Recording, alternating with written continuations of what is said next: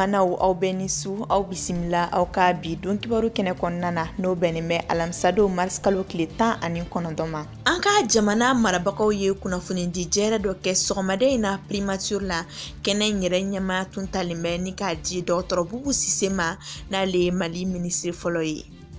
O kɔfɛ an bɛna kuma fɛnɛ Mali sirabaw kana lahalaya kan, siraba kana minnu tiɲɛnen no kosɛbɛ a tiɲɛninw dun ka kɛ kasara ye sirakan bolilaw kan. Ni kunnafoni ani caman wɛrɛ b'an bolo ka da aw tulo kan bi don kibaru kɛnɛ kɔnɔna na.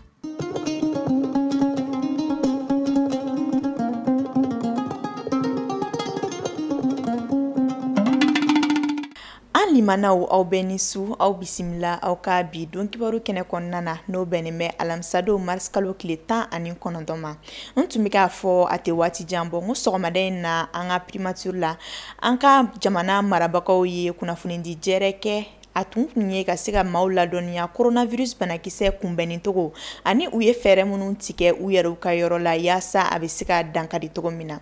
Mali premier ministre Dr Bubu Sise ale tun bɛ kɛnɛ ɲɛmaya la. Aminata Daɲon ale n'a ka jatala ye mun sɔrɔ an ye an ka ɲɛmada o fɛ.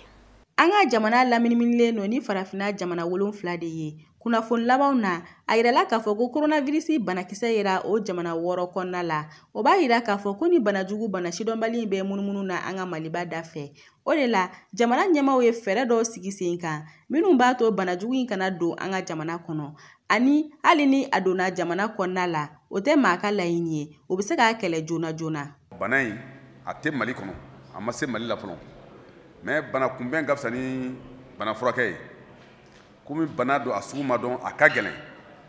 An ka ministre de la santé depuis janvier kalo la ni bana nin tun bɔra Chine jamana kan. U ye labɛn kɛ mun bɛ se k'a to a kana don an ka jamana kɔnɔ.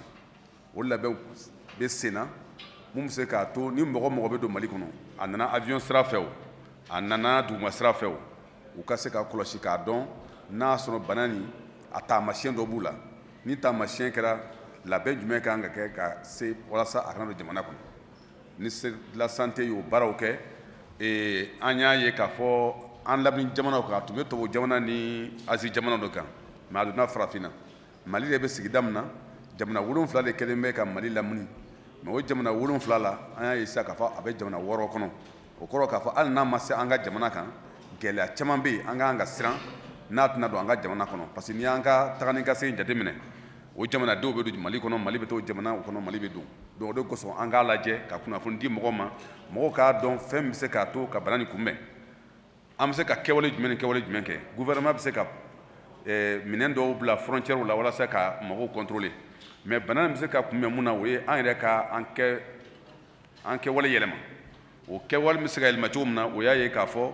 gouvernement ye sira dɔw ta mun bɛ se k'a to a kana mɔgɔ sɔrɔ o y'a ye jamalajɛba an ka se ka dɔ b'o la an y'a ye fɛnɛ k'a fɔ denmisɛnninw bɛ taa école la an ko ka école datugu a kɛra école fitinin ye o a kɛra université an ka se k'a bɛɛ datugu an y'a ɲini fɛnɛ k'a fɔ mɔgɔw bɛ se k'u yɛrɛ kɔlɔsi cogo cogo mun bɛ se k'a to bolodi ɲɔgɔn ma o ka dabila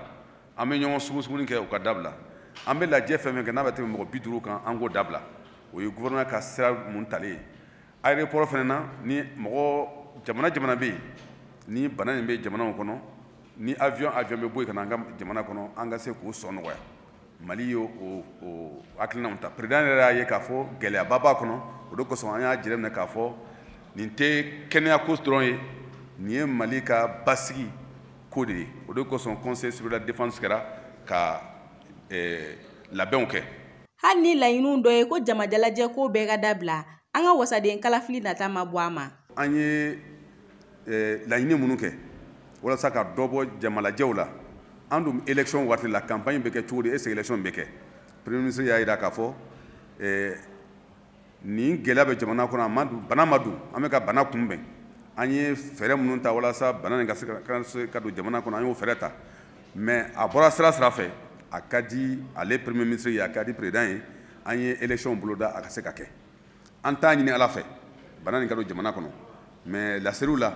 ni a sera ka don an b'a lajɛ an bɛ se k'a baara cogo min na walasa a kana walankati jamana kɔnɔ mais élection min labɛnnen don élection nin ka se ka kɛ parce que élection in kɛli ye mun ye walasa jamana ka se ka basigi halisa élection kɛ kun ye mun ye walasa an b'a fɛ ka bara mun kɛ jamana kɔnɔ yɛlɛma mun kɛ jamana ka se ka jamana kɔnɔ donc bana ini ani député kalafili olu man ka sigi ɲɔgɔn na fɛn bɛɛ bɛ kɛ bana in kana don jamana kɔnɔ n'a donna jamana kɔnɔ an b'a ɲini cogo bɛɛ la ka se k'a kunbɛn mais élection député kalafili u ka kan ka se ka kɛ. Jamana ɲɛmaaw ye sigi ka fɔ dɔ laɲini u ni diinɛ ɲɛmɔgɔw ni ɲɔgɔn cɛ église ni misiri kɔnɔna selikow la o sigi ka fɔ kelen laɲinilen don mobili baarakɛlaw fana fɛ ale ni maa minnu bɛ taa minɛnw ta jamana kɔ kan ka don ni a ye maa don ta mobiliw kɔnɔna la ka olu hakɛw dɔn ani minnu bɛ taa minɛn ta jamana wɛrɛw la ka d'a kan an ka jamana ni jamana wɛrɛ minnu bɛ dan bɔ olu siraw ma datugu sabula olu siraw caman ye an ka jamana ka nafasɔrɔ siraw ye i n'a fɔ tajiw ani dumuni caman bɛ yen minnu bɛ don an ka jamana kɔnɔna la jamana kɔnɔden bɛɛ ka kan ka i jogo yɛlɛma ka jamana ɲɛmaaw ka laɲiniw lawaleya walasa bɛɛ bɛ se ka kisi ka tanga ka bɔ coronavirus banajugu in ma.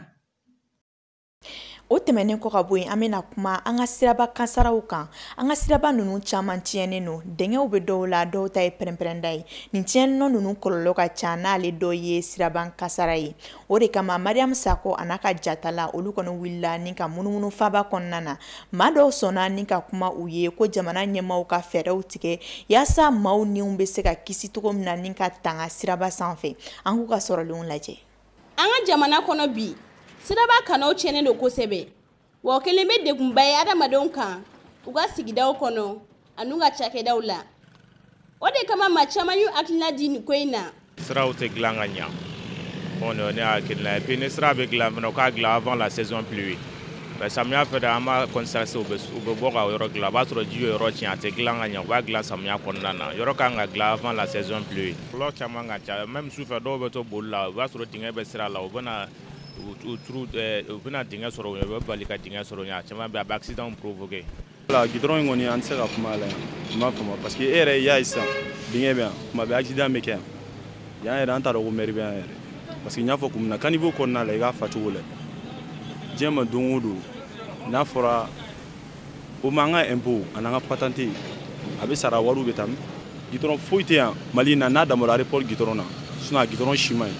an kana dumuni yɛrɛ sɔrɔ ka fa sa i b'a dɔn Mali na bibi na bolimafɛn ka ca a bɛ n ka caya ka tɛmɛ hadamaden yɛrɛ kan a tɛ don du foyi kɔnɔ n'i ma sɔrɔ moto saba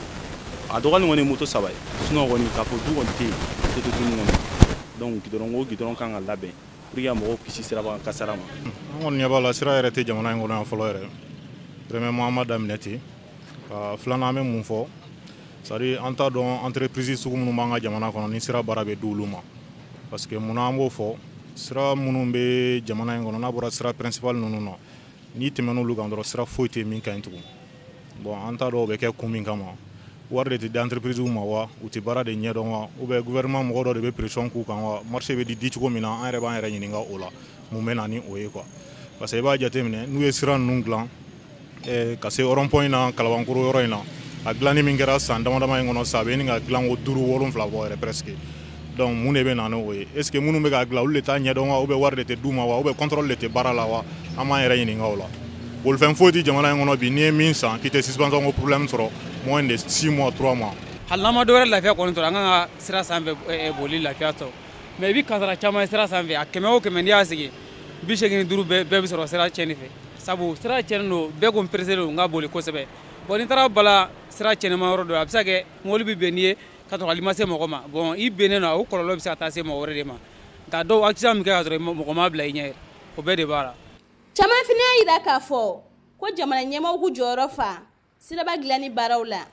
An b'a ɲini gouvernement fɛ u ka fɛɛrɛ kɛ ka wuli ka jɔ sirako o ka gɛlɛn ni siyɔrɔko ye mais an ka jamana in kɔnɔ an y'a jateminɛ de an ka jateminɛ sira ma fan bɛɛ fɛ bɛɛ bɛ ka giri bolimafɛn ni duko de kɔ mais mɔgɔ si tɛ ka sirako jateminɛ siraw tiɲɛnen don vraiment siraw tiɲɛnen don. K'a di baara in di mɔgɔ ma minnu bɛ se a baara yɛrɛ yɛrɛ quoi parce que i bɛ taa ye goudron bɛ da yɔrɔ dɔ la dugumakolo basigilen tɛ donc tant qu'il ma segin ka bɛlɛ don a kɔnɔna yɛrɛ dugumakolo ka se ka basigi donc goudron tɛ se ka mɛn donc i b'a ye mobilibaw mana boli a kan dɔrɔn a bɛ kari-kari donc ani goudron épaisseur ninnu donc ka contrôle le bonya kosɛbɛ ani suivi donc a suivi ka kɛ tant que baara bɛ ka kɛ donc suivi ka di mɔgɔ wɛrɛw ma quoi i m'a faamu donc suivi ka di mɔgɔ wɛrɛw ma qui sont rigoureux donc minnu bɛ se ka a ko lajɛ ka ɲɛ ani ka pression kɛ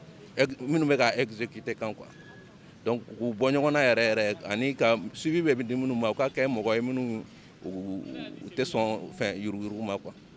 Donc vraiment a ka d'an ye k'an ka jamana ɲɛmɔgɔw yɛrɛ de ɲininka u bɛ mun de la sirako in na quoi. Ya ou bien u tɛ boli sira minnu kan u mago t'o la parce que an b'a ye ministre dɔw bɛ yen nɔ olu ka da ni gidɔrɔn bɛ tugu ɲɔgɔn na yɔrɔ min u bɛ gidɔrɔn da o yɔrɔw la. Donc olu b'an ni jamanadenya cɛ ou bien u b'an ni fasodenya de cɛ wa min don an t'a ɲɛdɔn quoi. Vraiment a ka d'an ye u ka sabali u ka kɔfilɛ kɛ fantanw na o de ka fisa parce que an fana bɛ tɔrɔgɔ de kɛ ka bolifɛnw san pour que an ka se ka olu bila an ka so kɔnɔ n'u mago nana u mago ka ɲɛnabɔ. Mais don o don i bɛ ka wari de don o bolifɛnw na ka sababu kɛ sirakolonko ye an ka jamana kɔnɔ. Donc vraiment a sera sa u k'u kɔfilɛ. Jamana ɲɛta tɛ se ka sabati sira ɲuman kɔ o kama an bɛ wele bila kɛ jamana ɲɛmaaw ma u ka fɛɛrɛ tigɛ siraw dilanni ko la yasa jamana kɔnɔdenw hakili bɛ se ka lafiya. Kibaruya duman tɛ an bolo bi an ka kalan gafe kɔnɔna na bɛɛ b'a kalama k'a fɔ ko waati ni kurun de bɛ an bɛɛ bolo dugukolo sanfɛ o de la Mali karamɔgɔw ni kalandenw olu kɔni bilala ɲɛnafina u ka maaba dɔ tununi ye Professeur Emile Kamara n'ale tun ye karamɔgɔ ye an ka sanfɛ kalanso caman na ale kɔni miniji dɔgɔyara tɛnɛndon mars kalo tile 16 k'a sababu kɛ bana kuntagala surun ye a si tun bɛ san 77 la a sukoyaw bɛɛ kɛra bi nɛgɛ kaɲɛ 16 waati cathédrale kɔnɔna na an b'a fɔ Ala ka hinɛ a la ni k'a dayɔrɔ sumaya. Nin kunnafoni de bɛ an nata diɲɛ seleke 4 kibaruyaw la an ka jɛ ka Idrissa Badimi ale ka sɔrɔlenw lajɛ.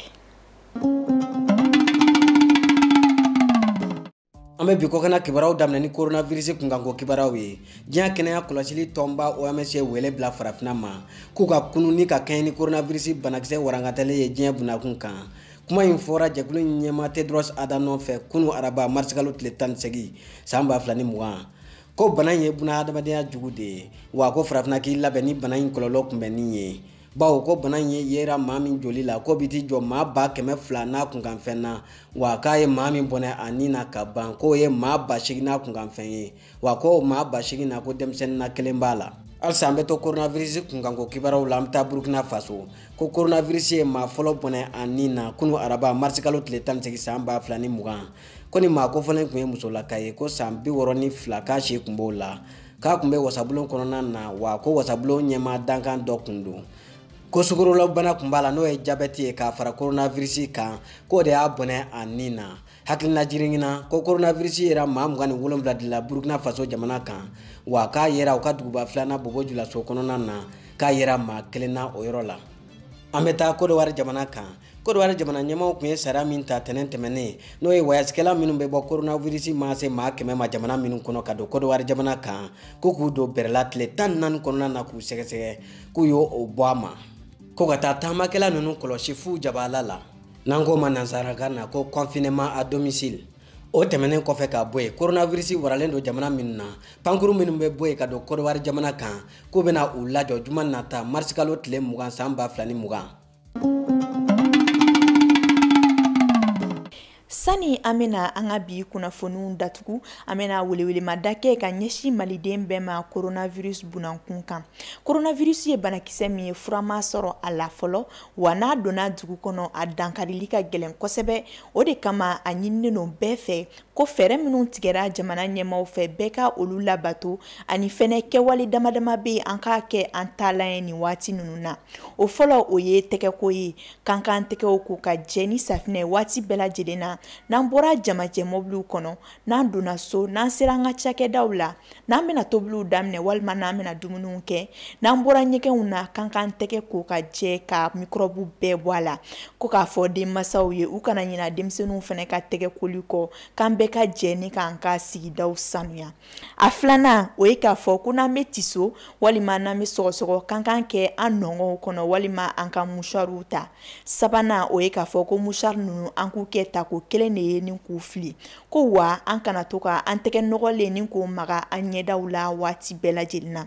Naaninan an bɛna o pereperela tigɛ kosɛbɛ ko maaw bɛ ka girin masiki minnu nɔfɛ ni o ye nu ni da datugulan ye k'o tɛ maa kisi coronavirus banakisɛ sɔrɔli ma nka a bɛ maa de bali ka banakisɛ in jɛnsɛ. Misaliyala n'a yera maa min na walima ni sigala maa bɛ maa min bolo ani fɛnɛ ni mura juguman walima sɔgɔsɔgɔ juguman bɛ maa min na olu le kan ka masiki don yaasa u kana tɔw maa tɔw bana o yaasa u ka se ka maa tɔw kɔlɔsi u kɛrɛw fɛ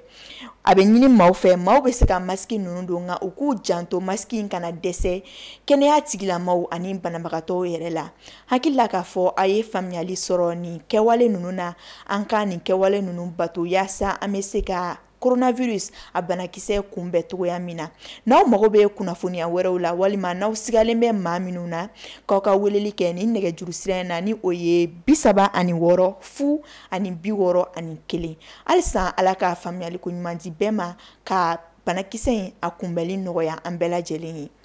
ni kunnafoni ne bɛ dansigi aw ka bi don kibaru la min lasera aw ma NEF TV jabaranin barakɛla bɛɛ ka bolo di ɲɔgɔn ma kɔnɔna na aw kan bɛ waati wɛrɛw la